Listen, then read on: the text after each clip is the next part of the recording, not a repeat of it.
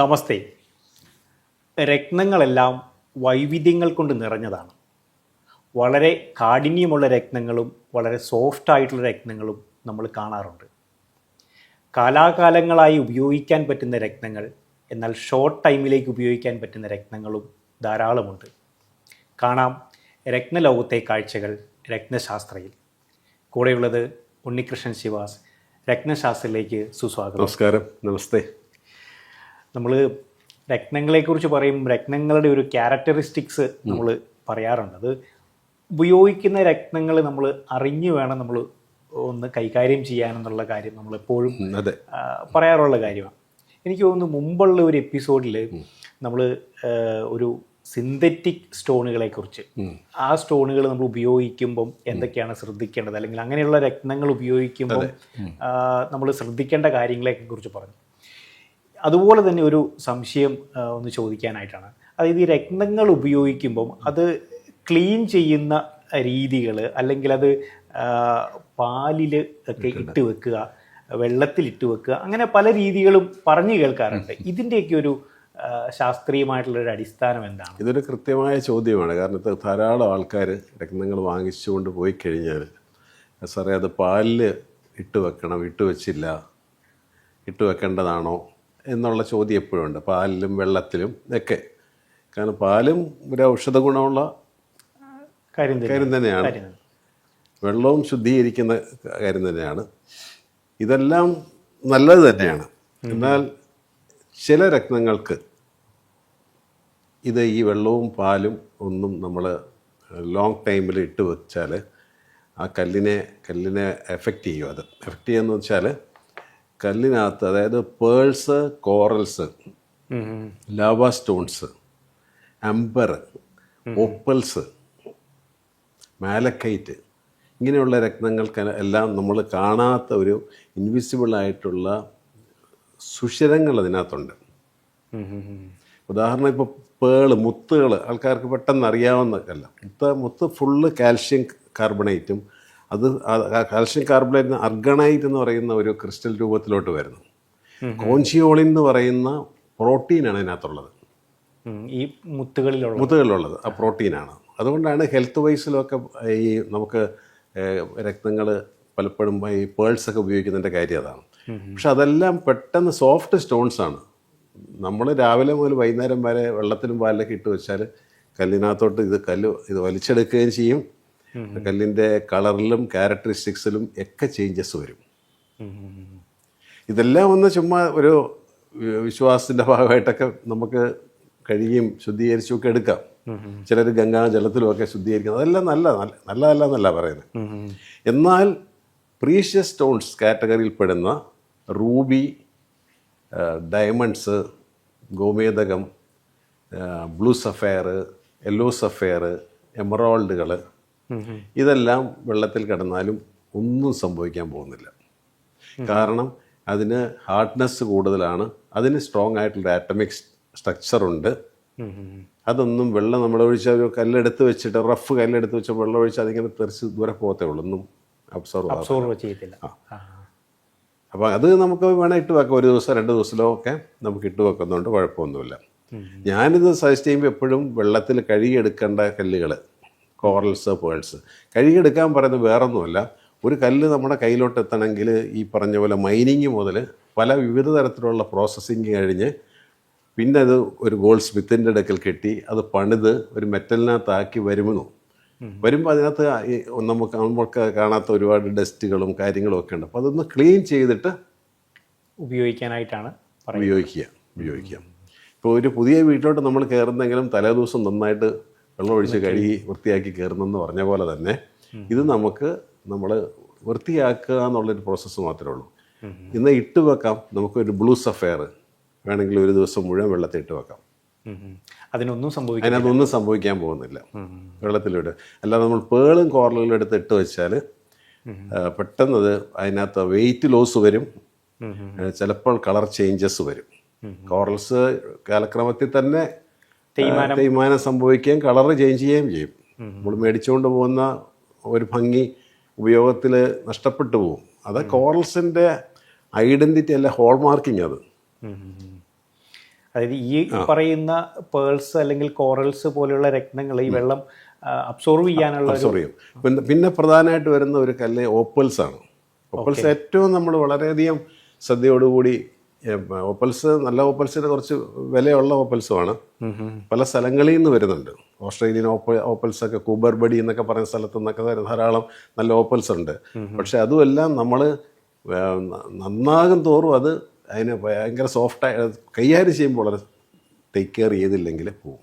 Opals നമ്മൾ ഷോപ്പിൽ എവിടെ കൊടുത്താലും നമ്മൾ വളരെ കൃത്യമായിട്ട് പറയും, ഇത് നിങ്ങൾ കൃത്യമായിട്ട് ഉപയോഗിക്കണം. Direct sunlight, direct heat. ഇപ്പോൾ സ്ത്രീകൾ ഓപ്പൽസിൻ്റെ ഒക്കെ സ്റ്റോണൊക്കെ ഇട്ടിട്ട് കുക്ക് ചെയ്യുക, ഏറ്റവും നല്ല ഡയറക്റ്റായിട്ട് ഈ ചൂടടിക്കുകയാണെങ്കിൽ ആ കല്ലിനകത്ത് പെട്ടെന്ന് ചേഞ്ചസ് വരും. ഒട്ടാൻ അവർ കംപ്ലൈൻറ്റുമായിട്ട് വരും. ശരി, നമുക്ക് ഇത് എക്സ്പീരിയൻസ് നമ്മൾ പറയുന്നത്, നമ്മളെ 30 years എക്സ്പീരിയൻസ് ചെയ്ത്. അപ്പോൾ ഈ കല്ലുകൾ നമ്മൾ കൊടുക്കുമ്പം അത് കൃത്യമായിട്ട് പറയും, ഇത് നിങ്ങൾ ഇങ്ങനെ ഉപയോഗിക്കാവുള്ളൂ, അത് ഉപയോഗിക്കാമെങ്കിൽ മാത്രമേ ഈ കല്ല് വാങ്ങാവുള്ളൂ. കാരണം ഇതിങ്ങനെ കളർ ചേഞ്ച് ഇതും വരുന്നത് ഇതിൻ്റെ നാച്ചുറൽ ആയതുകൊണ്ടാണ്, ആർട്ടിഫിഷ്യൽ ആയതുകൊണ്ടല്ല. ആർട്ടിഫിഷ്യൽ രത്നങ്ങൾക്ക് ഒന്നും സംഭവിക്കാൻ പോകുന്നില്ല, അതങ്ങനെ തന്നെ ഇരിക്കും. ഇപ്പോൾ ഈ സിന്തറ്റിക് സ്റ്റോൺസ് ചൂടടിച്ചാലും കുഴപ്പമില്ല, ഒന്നിനും കുഴപ്പമില്ല. അത് മാൻമെയ്ഡ്. നാച്ചുറൽ കല്ലുകൾക്ക് നാച്ചുറലായിട്ടുള്ള ക്യാരക്ടറിസ്റ്റിക്സ് ഉണ്ട്. ആ ക്യാരക്ടറിസ്റ്റിക്സ് എന്താണെന്ന് നമ്മൾ മനസ്സിലാക്കണം. അതിനുശേഷമാണ് നമ്മൾ ഈ രത്നങ്ങൾ ഉപയോഗിക്കുക. കല്ലിൻ്റെ കാഠിന്യമൊന്നും ആൾക്കാർ കസ്റ്റമർ പഠിച്ചുകൊണ്ട് വരേണ്ട ആവശ്യമില്ല. പക്ഷേ നമ്മൾ കൊടുക്കുന്നവരത് കറക്റ്റായിട്ട് അത് പറഞ്ഞു കൊടുക്കണം. ഈ കാണുന്ന വെയിറ്റ് കാണത്തില്ല. ഇപ്പോൾ ഒരു 5 കാരറ്റ് പേള് മേടിച്ച് ഒരു വർഷമോ 2 വർഷമോ കഴിഞ്ഞാൽ അത് അതിൻ്റെ വെയിറ്റ് കുറവായിരിക്കും. കാരണം അത് നാച്ചുറൽ ആയതുകൊണ്ടാണ്.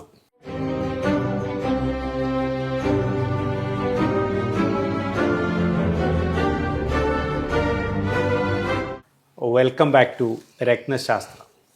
നമ്മൾ വളരെ സോഫ്റ്റ് ആയിട്ടുള്ള രത്നങ്ങളെക്കുറിച്ചാണ് പറഞ്ഞു വന്നിരുന്നത്. നമ്മൾ ഉപയോഗിക്കുമ്പോൾ വളരെയധികം സൂക്ഷിക്കേണ്ട, ഹാൻഡിൽ വിത്ത് കെയർ രത്നങ്ങളാണത്. ഇപ്പം പ്രത്യേകിച്ച് പറഞ്ഞു ഓപ്പൽസ് എന്ന രത്നങ്ങൾ, ഇപ്പം അധികമായിട്ടുള്ള ചൂട് തട്ടിക്കഴിഞ്ഞാൽ ചിലപ്പോൾ അത് ഡാമേജ് സംഭവിക്കാം. കൂടുതൽ നേരം വെള്ളത്തിലിട്ട് വെച്ചാൽ കളർ ചേഞ്ച് ഈ ഓപ്പൽസിനും വരുമോ? പിന്നെ തീർച്ചയായിട്ടും വരും. അതിലുള്ള ആ പ്ലേ ഓഫ് കളേഴ്സ് ചിലപ്പം കളേഴ്സേ മാറും. അതായത് ഗ്ലിറ്ററിങ് ആ ഒരു ഇതുണ്ടല്ലോ, ഒരു സ്റ്റാർ പോലുള്ള അതൊക്കെ പോകും. അത് കാരണം അതിനകത്ത് ഇതെല്ലാം വളരെ സോഫ്റ്റ് ആയിട്ടുള്ള അടരുകളാണ്. അതിനകത്ത് സോഫ്റ്റ് ടിഷ്യൂസ് എന്ന് പറഞ്ഞാൽ സോഫ്റ്റ് അടരുകൾ കൊണ്ടാണ് കല്ലുണ്ടായിരിക്കുന്നത്. മനസ്സിലായില്ലേ? അപ്പോൾ അത് വെള്ളം പെട്ടെന്ന് വലിച്ചെടുക്കും. എനിക്ക് തോന്നുന്നു ഇതേ കാറ്റഗറിയാണ് ഈ ആംബർ സ്റ്റോണും. ആംബർ സ്റ്റോൺസുകൾക്കും ഇത് തന്നെയാണ്. ആംബറൊക്കെ വളരെ സോഫ്റ്റ് ആയിട്ടുള്ള സ്റ്റോൺസാണ്. ആംബറിൽ നല്ല പെർഫ്യൂംസ് ഒക്കെ ഒരുപാട് പെർഫ്യൂംസ് ഉണ്ടാക്കുന്നുണ്ടല്ലോ. അപ്പോൾ ഈ കല്ലുകൾ നമ്മൾ ഇപ്പോൾ ഇങ്ങനെ സോഫ്റ്റ് സ്റ്റോൺസ് വെള്ളം അബ്സോർവ് ചെയ്യുന്ന വാട്ടർ എലമെൻറ്റ് സ്റ്റോൺസ്, ഇതിന് വേറൊരു മൈനസ് പോയിൻ്റ് കൂടെ ഉണ്ട്. ഇത് ഒരുപാട് കാലം ഉപയോഗിക്കാതിരുന്നാൽ ഡീഹൈഡ്രേഷൻ വന്നും പോവും, ഡാമേജ് ആയിപ്പോവും. അപ്പോൾ വെള്ളം കൂടിയാലും കുഴപ്പം, വെള്ളം കുറഞ്ഞാലും കുഴപ്പം. മനസ്സിലായില്ലേ? അപ്പോൾ ഈ രത്നങ്ങൾ അപ്പോൾ നമ്മൾ എങ്ങനെയാണ് ഒന്ന് സൂക്ഷിച്ചു വെക്കുക, അല്ലെങ്കിൽ കുറച്ച് നാളത്തേക്ക് നമ്മൾ ഇതിനെ ഒന്ന് എങ്ങനെ നമ്മൾ ഉപയോഗിക്കാതെ വെക്കുകയാണെങ്കിൽ പേൾസ്, കോറൽസ് ഇതുപോലുള്ള സോഫ്റ്റ് സ്റ്റോൺസ് ചെറിയ കോട്ടണിൽ ഒന്ന് നനവുള്ള ചെറിയ കോട്ടണിൽ തുടച്ച് വൃത്തിയാക്കി സൂക്ഷിച്ചു വെച്ചാൽ അത് അവിടെ ഇരിക്കും. എന്നാലും പേൾസ് ഈ വെട്ടം കണ്ടില്ലെങ്കിൽ, ഓയസ്റ്റർ എന്ന് പറയുന്ന സംഭവമാണല്ലോ അത് വെട്ടവും വെളിച്ചവും അതിന് കണ്ടില്ലെങ്കിലാണ് അത് പെട്ടെന്ന് ഡാമേജ് ആയിപ്പോയി, അതിൻ്റെ കളർ ചിലപ്പോൾ ചേഞ്ച് ആയിപ്പോവും, ചേഞ്ചസ് വരാം. അതിനകത്ത് കളർ ചേഞ്ച് വരാത്തത് ബ്ലാക്ക് പേൾസിൽ മാത്രമേ ഉള്ളൂ. ബ്ലാക്ക് പേൾസ് ഉണ്ടാകുന്നത് ബ്ലാക്ക് ഓയസ്റ്ററിൻ്റെ ലിപ്സ് ഉള്ളത്, ചുണ്ട്, കറുത്ത ചുണ്ടുള്ള ഓയസ്റ്റർ, അത് അതിനകത്തുനിന്ന് വരുന്ന സലൈവയിൽ നിന്നാണ് ബ്ലാക്ക് പേൾസ് ഉണ്ടാകുന്നത്. അതൊന്നും നമുക്കല്ലോ. വൈറ്റ് പേൾസ്, റോസ് പേൾസ് അങ്ങനെയുള്ളതൊക്കെ പെട്ടെന്ന് നമുക്ക് വിസിബിളായിട്ട് നമുക്ക് മനസ്സിലാവും. ഇതിൻ്റെ കളർ, ഇത് കളർ എന്തോ ഒരു പ്രശ്നമുണ്ടല്ലോ എന്ന് പറയും. ആൾക്കാർ ഓട്ടി വരും കടയിൽ. അപ്പം ഇത് നാച്ചുറലാണെന്നുള്ളതാണ് ആദ്യത്തെ നമ്മൾ പറയേണ്ട കാര്യം. ഇപ്പോൾ പേളിനകത്തെയും കോറൽസിനകത്തേക്ക് കളർ മാറുകയും, പിന്നെ കോറൽസ് നമുക്ക് വിണ്ട പോലെ ഇരിക്കും, കാരണം വിളഞ്ഞിട്ടുണ്ടാകുന്ന സാധനം ഇത്. അതിൽ ഉള്ളിൽ ഈ ഒരു വരകൾ പോലെ അല്ലെങ്കിൽ പൊട്ടി അടർന്നു മാറിയതുപോലെ നമുക്ക് ഫീൽ ചെയ്യും. ആ കടലിലെ ഉപ്പുരസം വലിച്ചെടുത്തിട്ട് അത് കാൽഷ്യം കാർബണേറ്റ് ആയിട്ട് പുറത്തോട്ട് തള്ളിയിട്ട് വലിയ കൊമ്പ് പോലെ വളർന്നുണ്ടാവും ഇത്. ഒരു കൊമ്പാണ് അത്. കോറൽ റീഫ്സ് എന്നൊക്കെ പറയുന്ന വലിയ കൊമ്പുകളാണ്. ആ കൊമ്പുകൾ കട്ട് ചെയ്തിട്ട് കൊണ്ടുവരുന്ന ഇതാണ് ഇതിനകത്ത് പോളിഷ് ചെയ്ത് കൊണ്ടുവരുന്നത്. അപ്പോൾ ഇതെന്ന് വെച്ചാൽ ഇത് വിളഞ്ഞിട്ട് നമ്മൾ ചില മാങ്ങയൊക്കെ ഉണ്ടല്ലോ നല്ല മൂവാണ്ടനൊക്കെ ഇങ്ങനെ വിളഞ്ഞിട്ട് ഇങ്ങനെ ഒരു ക്രാക്ക് പോലെ നിൽക്കുന്നത്. പക്ഷെ അത് ക്രാക്ക് അല്ല അത്. അതതിൻ്റെ ഒരു നാച്ചുറൽ ആയിട്ടുള്ള ഒരു ഐഡന്റിറ്റിയാണ്. കോറൽസിനകത്ത് നമ്മൾ തുളഞ്ഞിട്ട് ഇങ്ങനെ തുളഞ്ഞ് ദ്രവിച്ചിട്ട് പുഴുക്കുത്ത് പോലെ കയറി കിടക്കുന്ന കല്ലുകൾ കൊള്ളത്തില്ല. മനസ്സിലായില്ലേ? ഇപ്പം ഒരു കല്ല് നമ്മൾ കണ്ടു കഴിഞ്ഞാൽ സാധാരണ തരത്തിലുള്ള നാച്ചുറലായിട്ടുള്ള കല്ലുകൾക്ക് നാച്ചുറൽ ലക്ഷണങ്ങൾ അതിനകത്തുണ്ട്. ലക്ഷണങ്ങൾ നമ്മൾ മനസ്സിലാക്കാത്തത് കൊണ്ടാണ് അയ്യോ ഈ കല്ല് അങ്ങനെയാണോ ഈ കല്ല് ഇങ്ങനെയാണോ എന്നൊക്കെ ആൾക്കാർ ചിന്തിക്കുന്നത്. ഇപ്പം ഈ സോഫ്റ്റ് സ്റ്റോൺസിനെ കുറിച്ച് നമ്മൾ പറഞ്ഞു, ആംബർ അല്ലെങ്കിൽ ഓപ്പൽസിനെ കുറിച്ചൊക്കെ നമ്മൾ പറഞ്ഞു. ഇതിനൊരു ഡീഹൈഡ്രേഷൻ, അധികം വെള്ളമായാലും പ്രശ്നമാണ്, തീരെ വെള്ളം കുറഞ്ഞു പോയാൽ ഇതിനൊരു ഡാമേജ് സംഭവിക്കുമെന്ന് പറയും. അപ്പം ഇങ്ങനെയുള്ള ഈ സോഫ്റ്റ് സ്റ്റോണുകൾക്ക് ഓയിലിങ് നമുക്ക് നല്ലതാണ്, അഡ്വൈസബിൾ. ഓയിൽ ചെറുതായിട്ട് തൂത്ത് വേണം, ഒന്നും അതിനകത്ത് പിടിപ്പിച്ച് വെക്കരുത്. ഓയിൽ പിടിപ്പിച്ച് വെച്ചാൽ ഓയിലും ഒബ്സർവ് ചെയ്യുക കുറേശ്ശെ. തുടയ്ക്കാനും തൂക്കാനൊക്കെ ഈ വെള്ളമൊക്കെ നല്ലതാണ്. പിന്നെ നമുക്ക് ഡീഹൈഡ്രേഷൻ ബാധിക്കത്തില്ല. നമ്മൾ ഉപയോഗിച്ചുകൊണ്ടിരിക്കുകയാണെങ്കിൽ ഇത് ബാധിക്കുന്നില്ല. നമ്മുടെ ശരീരത്തുണ്ടെങ്കിൽ നമ്മളത് ഉപയോഗിക്കുകയാണെങ്കിൽ ഇത് അതിനെ പ്രശ്നം വരും. ഇത് നമ്മൾ ഊരി വെക്കുമ്പോഴാണ് ഇതെല്ലാം വെക്കുന്നത്. അതുപോലെ ഡീഹൈഡ്രേഷൻ സംഭവിക്കുന്ന 2 കല്ലുകളുണ്ട് ക്രാക്ക് വീഴുന്നത്. ഒന്ന് എമറാൾഡും ഒന്ന് ഗോമേതകം എന്ന് പറയുന്നത് ഹസോണൈറ്റ് ഗാർണറ്റ് എന്ന് പറയുന്ന കല്ലുകളും. ഇത് രണ്ടും നമ്മൾ ഷോറൂമിൽ തന്നെ നമുക്ക് വെച്ചാൽ തന്നെ ഇടയ്ക്കിടയ്ക്ക് നമ്മളൊന്ന് ഓയിലിട്ടെന്ന് ശുദ്ധീകരിച്ച് വെക്കണത് ഈ ഡീഹൈഡ്രേഷൻ ഒഴിവാക്കാനായിട്ട്. അപ്പോൾ ഓരോ രത്നങ്ങൾക്കും അതിൻ്റേതായിട്ടുള്ള ഒരു ക്യാരക്ടറിസ്റ്റിക്. പിന്നെ കല്ല് വിൽക്കുന്ന ഒരു മെയിൻ്റനൻസ് ആൻഡ് കെയറിങ്, അതിന് ഒരു പ്രത്യേകം സ്റ്റാഫിനെ ട്രെയിൻ ചെയ്യിച്ച് തന്നെ നിർത്തണം. അല്ലെങ്കിൽ കല്ലൊക്കെ നമ്മൾ കാലക്കണക്ക് വരുന്ന കല്ല് ഇപ്പോൾ 100 കല്ല് വന്നാൽ 100 ചിലവായി പോകുമല്ലോ. ഇത് നമ്മൾ സ്റ്റോർ ചെയ്ത് വെക്കുമ്പം അതിനകത്ത് അതിൻ്റെ ക്വാളിറ്റിക്കും ക്വാണ്ടിറ്റിക്കും ഒന്നും കുറവ് വരാത്തതും ഡീഹൈഡ്രേഷൻ ബാധിക്കാത്തതും ഒക്കെ ആയിട്ടുള്ള കാര്യങ്ങൾ അവിടെ സെറ്റ് ചെയ്ത് നമ്മൾ വെച്ചിരിക്കണം. അതും നമ്മൾ ഇത് വാങ്ങുന്നവരടുത്ത് അവരെ പറഞ്ഞ് ബോധവാന്മാരാക്കുകയും ചെയ്യണം, നമ്മളത് അവർക്ക് പകർന്നു കൊടുക്കുകയും ചെയ്യണം അല്ലേ? പിന്നെ തീർച്ചയായിട്ടും. അതുപോലെ ലാവ സ്റ്റോൺസ് പോലത്തെ സ്റ്റോൺസുകളുണ്ടല്ലോ. ഇപ്പോൾ വോൾക്കാനിക് എറപ്ഷൻ, വോൾക്കാൻ, അതായത് അഗ്നിപർവ്വതം പൊട്ടി വരുന്ന ആ ലായനി അന്തരീക്ഷമായിട്ട് ചേർന്ന് കഴിയുമ്പം ഉണ്ടാകുന്ന അന്തരീക്ഷത്തിലെ ചൂടും സമ്മർദ്ദം കൊണ്ടാണ് ലാവ സ്റ്റോൺ ഉണ്ടാകുന്നത്. അതിന് നല്ല വിസിബിളായിട്ടുള്ള സുഷിരമുണ്ട്. അതും വെള്ളത്തിൽ ഒരുപാട് സമയം ഇട്ടാൽ അതിനകത്തുനിന്ന് വെള്ളം പതുക്കെ അബ്സോർവ് ചെയ്യത് കുറേശ്ശെ ഫയർ എലമെൻ്റ് ആണെന്നാണ് പറയുന്നത്. അത്രയും ആ ജ്വാല കണ്ടാണല്ലോ ഇത് ഉണ്ടായി വരുന്നത്. എന്നാൽ അഗ്നിപർവ്വതത്തിനുണ്ടാകുന്ന മറ്റൊരു കല്ലാണ് ഒബ്സീഡിയൻ. അതിനകത്ത് ഒരു കാരണവശാലും പിന്നെ വെള്ളം പിടിക്കത്തില്ല. കാരണം അത് ഈ അന്തരീക്ഷത്തിൽ ഈർപ്പവും ഇതുമെല്ലാം കൊണ്ട് ഗ്ലാസ് ആവുക. കട്ടിങ്ങിനായിട്ട് നൈഫ് പിച്ചാത്തി ഉണ്ടാക്കാനായിട്ട് ഒബ്സീഡിയൻ പിച്ചാത്തികളുണ്ട്. എനിക്ക് തോന്നുന്നു നമ്മൾ മുമ്പുള്ള ഒരു എപ്പിസോഡിൽ ആ ഒരു വിവരം പങ്കുവച്ചിട്ടുണ്ട്. അതായത് ഇൻഡസ്ട്രിയൽ പർപ്പസിന് വേണ്ടിയിട്ട് ഉപയോഗിക്കുന്ന ഒരു രത്നങ്ങളുടെ കൂടിയാണ്. അഗ്നിപർവ്വതം എന്ന് പറയുന്ന 2 രത്നങ്ങളുടെയും 2 ക്യാരക്ടർ മനസ്സിലായില്ലേ? അന്തരീക്ഷത്തിലെ ആ വായുവും കൊണ്ടിട്ട് ഉണ്ടാകുന്ന കല്ല്, അന്തരീക്ഷത്തിലെ ജലാംശം കൊണ്ട് ഫോം ചെയ്യുന്ന കല്ല്. അതിലിപ്പം ലാവ സ്റ്റോൺസ് നമുക്ക് വെള്ളം കുടിക്കുമെങ്കിൽ അതേപോലെ വരുന്ന ഒബ്സീഡിയൻ സ്റ്റോൺ ഒരിക്കലും വെള്ളം പിടിക്കത്തില്ല, ഗ്ലാസ്സാണ്. തന്നെ അത് വളരെ ഹാർഡാണ്, ഇൻഡസ്ട്രിയൽ പർപ്പസിന് ഉപയോഗിക്കാം. ഒബ്സീഡിയൻ ബാൻഡുകളുണ്ടല്ലോ ഉപയോഗിക്കുന്നുണ്ട്, ലാവയുടെ ബാൻഡുകളുണ്ട്, ഒബ്സീഡിയൻ ബാൻഡ്സ് ഉണ്ട്. ഇതെല്ലാം അതേ കാറ്റഗറി പോകുന്നതാണ്.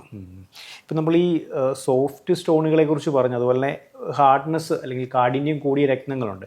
ഈ സോഫ്റ്റ് സ്റ്റോൺ നമുക്ക് ഒരുപാട് വർഷങ്ങളിലേക്ക് ചിലപ്പോൾ ഉപയോഗിക്കാൻ പറ്റാതെ വരും അല്ലേ, ഇങ്ങനെയുള്ള ഡാമേജസ് കൊണ്ട്? അത് ഉണ്ടാവും. കാരണം പേൾസും കോറൽസും നമ്മുടെ രത്നശേഖരങ്ങളിൽ കുറവാണ്. അല്ലെങ്കിൽ അതുപോലെ പഴയ പാലസിലൊക്കെ അതുപോലെ കെയർ ചെയ്യുന്നത് കൊണ്ടാണത്. അതിരിക്കും തന്നെ അത് കുറേശ്ശെ അതിൻ്റെ വെയിറ്റ് ലോസും അന്തരീക്ഷമായിട്ട് വെട്ടി പോകും. അതാണ് ശ്രീപത്മനാഭസ്വാമി ക്ഷേത്രത്തിൽ പേളും കോറൽസും ഉള്ളതായിട്ട് എനിക്കറിവില്ല. ബാക്കി കല്ലുകളെല്ലാം ഉണ്ട്. ഇരുന്ന വായു കയറിയില്ലെങ്കിൽ അത് പോയി നശിച്ചു പോകും. ഈ മരതകവും അങ്ങനെ തന്നെയാണ്. മരതകത്തിൻ്റെയൊക്കെ സ്റ്റേജ് എങ്ങനെയാണെന്ന് അറിയാൻ മേല. ത്രൂ സ്റ്റോർ ചെയ്ത് വെച്ചിരിക്കുന്നത് മരതകത്തിന് ഈ പ്രൊഫഷനുണ്ട്. പെട്ടെന്ന് ക്രാക്കങ്ങ് വീഴുക. ഈ ഡീഹൈഡ്രേഷൻ പ്രശ്നങ്ങളുണ്ട്.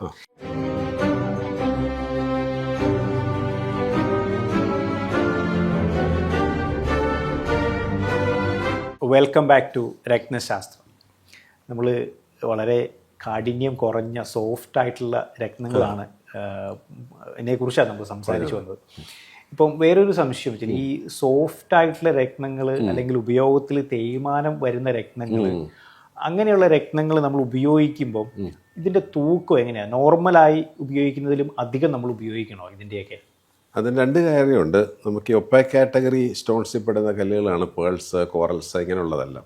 ഇതിന് ജനറലി മറ്റ് ട്രാൻസ്പെറൻസി ഉള്ള കല്ലിനേക്കാളും കൂടുതൽ തൂക്കം വേണം. എങ്കിലും ഒരു വ്യക്തിയുടെ ബർത്ത് ചാർട്ടിൽ ഈ പർട്ടിക്കുലർ പ്ലാൻസ്, ഇപ്പോൾ പേൾസും കോറൽസും ആണല്ലോ എന്നോട് ചോദിച്ചത്. പേൾസ് ചന്ദ്രൻ്റെ സ്റ്റോണാണ്, ചന്ദ്രനുമായിട്ട് റിലേറ്റഡ് ആയിട്ടുള്ള സ്റ്റോണാണ്. കോറൽസ് മാഴ്സ് അല്ലെങ്കിൽ ചൊവ്വയായിട്ട് കണക്റ്റഡ് ആയിട്ടുള്ള. ഇതിൻ്റെ രണ്ടിൻ്റെയും പൊസിഷൻസ് ആ വ്യക്തിയുടെ ചാർട്ടിൽ എങ്ങനെയാണ്, ഇത് ഉപയോഗിക്കാവുന്നതാണോ ഈ രണ്ട് കല്ലുകളും എന്ന് നമ്മൾ ആദ്യം നോക്കും. ഉപയോഗിക്കാവുന്നതാണെങ്കിൽ എന്ത് ക്വാണ്ടിറ്റി ഇതിന് കൊടുക്കാൻ പറ്റും? കാരണം പേൾസും കോറൽസും രണ്ടും കടലിൽ നിന്ന് വരുന്നെങ്കിലും രണ്ട് ക്യാരക്ടറാണ്. ഒരാൾ വളരെ സോഫ്റ്റ് ആയിട്ട് പതുങ്ങി സെൻസിറ്റീവും കരയാൻ മുട്ടിയിരിക്കുന്ന ആളായിട്ടും വീട്ടിൽ പോകണമെന്ന് വിചാരിച്ചിരിക്കുന്ന ആൾ എപ്പോഴും സെൻസിറ്റീവ് മദറാണത്. അതായത് മുത്തുകൾ എന്ന് വെച്ചാൽ ചന്ദ്രൻ എന്ന് പറഞ്ഞാൽ മാതാവ്. അപ്പോൾ ആ സെൻസിറ്റിവിറ്റിയാണ് ആളുടെ ഒരു നേച്ചർ, ആളുടെ നേച്ചർ അതാണ്. അപ്പോൾ അതിനുള്ള ക്യാരക്ടർ അങ്ങനെയാണ് ആ പേൾസിന്. അപ്പോൾ പേള് നമുക്ക് ഒരാൾക്ക് ചന്ദ്രൻ്റെ ഇത് കൊടുക്കണമെങ്കിൽ അത് നമ്മൾ നോക്കിയതിന് ശേഷം ഇപ്പോൾ ഒരു ക്യാരറ്റ് 2 ക്യാരറ്റ് കൂടിപ്പോയെന്ന് വിചാരിച്ചിട്ടും അത് വലിയൊരു ഡാമേജ് വരുന്നില്ല. എന്നാൽ മറ്റേ പുള്ളി ചൊവ്വ നേരെ തിരിവാണ്. ഒരു കുടുംബത്തിൽ ഒരാൾ പട്ടാളത്തിൽ പോകുന്നുണ്ടെങ്കിൽ അത് ചൊവ്വയായിരിക്കും പോകുന്നത്.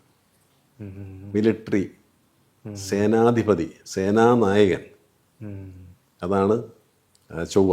അപ്പം വളരെ ധൈര്യവും കോൺഫിഡൻസും, കാരണം ഒരു സേനാനായകൻ അല്ലെങ്കിൽ ഒരു രാജാവിനേക്കാളും പവറാണല്ലോ ഒരു പടത്തലവന്, അല്ലേ? അതെ. സേനാധിപതി അവിടെ യുദ്ധം വരുന്നുണ്ടെങ്കിൽ ആ പുള്ളി കയറി അടിച്ച് കഴിഞ്ഞിട്ടേ രാജാവിനോട് പോയി പറയുള്ളൂ. രാജാവിനോട് ഓടിപ്പോയി ചോദിച്ച് പതുക്കെ എന്താ ചെയ്തോട്ടെ എന്നൊക്കെ ചോദിച്ച് സമയം നോക്കി പോകുന്ന ആളല്ല പുള്ളി. ഉറച്ച തീരുമാനങ്ങളും സഡനായിട്ട് ആക്ഷൻ എടുക്കുന്ന ആളുമാണ്. അപ്പോൾ ഈ ക്യാരക്ടറെല്ലാം ചൊവ്വയ്ക്കുണ്ട്, അത് ധരിക്കുമ്പം കോറലും ഉണ്ടാവും. അപ്പോൾ നമ്മൾ ഒരു പരിധിക്കപ്പുറം ഈ ബർത്ത് ചാർട്ടിലെ ചൊവ്വയുടെ പൊസിഷൻ നമ്മൾ നോക്കി. ഇപ്പം മേട ലഗ്നത്തിൽ ചൊവ്വ നിൽക്കുന്നു. ചൊവ്വയുടെ ഓൺ ക്ഷേത്രം മേടലഗ്നം എന്ന് പറയുന്നത്, മനസ്സിലല്ലേ? അപ്പം ഏറീസ് അസെൻഡൻ്റ്, അതിനകത്ത് ആണ് മേടലഗ്നം, മേടരാശി എന്ന് വെച്ചാൽ ഫസ്റ്റ് ഹൗസും പവർഫുൾ രാശിയാണ്. ആ പവർഫുൾ രാശിയാകാൻ തന്നെ കാരണം ചൊവ്വയുടെ ക്ഷേത്രവും സൂര്യൻ്റെ ഉച്ചക്ഷേത്രവും അത്, മനസ്സിലല്ലേ? അപ്പം മേടലഗ്നത്തിൽ തന്നെ ഒരാൾ ജനിച്ചിരിക്കുന്നു, ലഗ്നത്തിൽ തന്നെ ചൊവ്വ നിൽക്കുന്നു.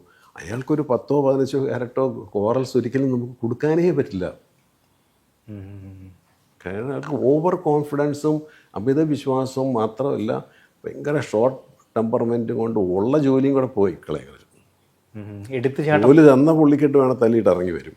അങ്ങനത്തെ ആ ഒരു ക്യാരക്ടറിസ്റ്റിക്സ് അത്രയും വ്യത്യാസമുണ്ട്. അപ്പം നമ്മൾ കോറൽസ് കൊടുക്കുമ്പോൾ നമ്മളെപ്പോഴും കോറൽസ് ഒരു ആവശ്യം ഒരു 5 ക്യാരറ്റ് ആണെങ്കിലും ഒരു 4 ക്യാരറ്റൊക്കെ കൊടുക്കുകയുള്ളൂ. അപ്പോൾ ആ ഒരു ഞാൻ ചെയ്യുന്ന ഒരു മെത്തേഡ് അതാണ്. അപ്പോൾ ആ ഒരു കാര്യങ്ങളൊക്കെ നോക്കിയിട്ട് വേണം ഇതിൻ്റെ ഒരു വെയിറ്റേജ് നമ്മൾ തീരുമാനിക്കാനായിട്ടല്ലേ?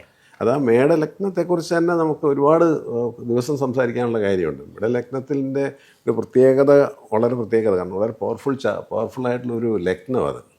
ഈ മേടലഗ്നം ഇൻ ജനറലായിട്ട് നോക്കിയാൽ. പക്ഷേ മേടലഗ്നത്തിൽ തന്നെ വലിയ പവർഫുൾ അല്ലാത്ത ആൾക്കാരും ഉണ്ട്. കാരണം വെച്ചാൽ ബാക്കി പല പ്ലാനറ്ററി പൊസിഷൻസും ഓഫായി പോയെങ്കിൽ നമുക്ക് ഏറ്റവും ഒരു മൈനസ് പോയിന്റിലാണ് നിൽക്കുന്നതെങ്കിൽ മേടലഗ്നക്കാരൻ വേറെ സ്ട്രോങ് ആണെന്ന് നമുക്ക് പറയാൻ പറ്റത്തില്ല.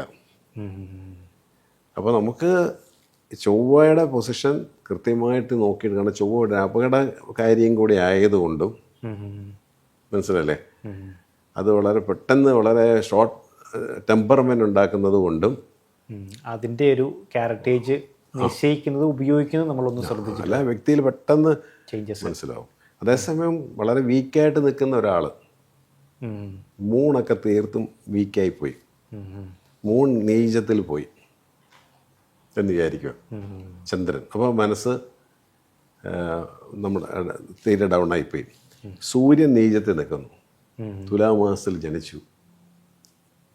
വൃശ്ചിക, അതായത് ശാഖം, തൃക്കേട്ട, അനിഴം തൃക്കേട്ടയൊക്കെ സ്റ്റാർ വന്നു. അവൻ ചന്ദ്രന ബലമില്ല, സൂര്യനും ബലമില്ല. മേടലഗ്നക്കാരൻ, ചൊവ്വയുടെ സ്റ്റോൺ കൂടുതൽ കൊടുക്കാൻ പറ്റും, ഉപയോഗിക്കാൻ പറ്റും. അപ്പോൾ ആ ഓരോ വ്യക്തികളുടെ ചാർട്ട് നമ്മൾ വളരെ ഡീറ്റെയിൽ ആയിട്ട് പഠിച്ചതിന് ശേഷം 100% ഇപ്പം ഈ പറയുന്നത് നമ്മൾ കോമൺ ആയിട്ട് ജനറൽ ആയിട്ടുള്ള കാര്യം മാത്രമാണ് പറയുന്നത്. ആ വ്യക്തിയുടെ ചാർട്ട് നോക്കാതെ ഒരിക്കൽ പോലും നമുക്ക് ഒരു സ്റ്റോണും സജസ്റ്റ് ചെയ്യാനോ പറയാനോ നിർവാഹമില്ല. ആൾക്കാർ ഇങ്ങനെ ഭയങ്കര റോങ് ആയിട്ട് ആൾക്കാർ കല്ല് സജസ്റ്റ് ചെയ്യുകയും പിടിക്കുകയും ചെയ്യുന്നവരുമുണ്ട്. നഗീരൻ നാളാണല്ലേ, നല്ലൊരു കോറൽ, ഒരു പവഴം ഇട്ടോളൂ എന്ന് പറയും, തീർന്നു. അത് ചൊവ്വ റോങ് സൈഡിൽ നിൽക്കുന്ന മകീരൻ നാളുകാരനാണെങ്കിൽ അതോടുകൂടി ഉള്ള പരിപാടി തീരും. അപ്പോൾ അത് ഒരിക്കൽ പോലും നമ്മൾ സ്റ്റാർ ബേസ് ചെയ്തിട്ടൊന്നുമല്ല, കൃത്യമായിട്ടുള്ള ബർത്ത് ഡേറ്റ്, ബർത്ത് ടൈം, ഗ്രഹങ്ങളുടെ ബലം, വേണം നമ്മൾ ചെയ്യാനായിട്ട് അതാണ്. എനിക്ക് തോന്നുന്നു നമ്മളിപ്പോൾ ഈ പറഞ്ഞ മേട ലഗ്നം ഉണ്ട്, അതായത് വളരെ പവർഫുള്ളായിട്ടുള്ള ഒരു ലഗ്നമാണെന്ന് പറഞ്ഞു. അപ്പോൾ അതിൻ്റെ ഒരു പ്രത്യേകതകൾ എന്താണ്, അതിൻ്റെ ഒരു ക്യാരക്ടറിസ്റ്റിക്സ്, അല്ലെങ്കിൽ അതിൻ്റെ ഒരു ജനറൽ ആയിട്ടുള്ള ഒരു സ്വഭാവം എന്താണെന്നുള്ളതൊക്കെ നമുക്ക് ഇനിയുള്ള സ്റ്റോൺസ്. മേട ലഗ്നം എന്ന് പറയുമ്പോൾ തന്നെ ആൾക്കാർ ചില കല്ലുകൾ മനസ്സിൽ സെറ്റ് ചെയ്ത് വെച്ചിരിക്കുക, ഇന്ന കല്ലുകൾ കറക്റ്റാന്ന് ഉള്ളത്. അതല്ല എന്നുള്ളത് നമുക്ക് അവിടെ വരുന്ന എപ്പിസോഡിൽ നമുക്ക് സംസാരിക്കാം. എനിക്ക് തോന്നുന്നു ഇനിയുള്ള വരുന്ന എപ്പിസോഡുകളിൽ നമുക്ക് ആ ഒരു വിവരങ്ങൾ ഉൾപ്പെടുത്തണം. കൂടുതൽ വിശേഷങ്ങളുമായിട്ട് അടുത്ത എപ്പിസോഡിൽ കണ്ടുമുട്ടാം. നമസ്തേ.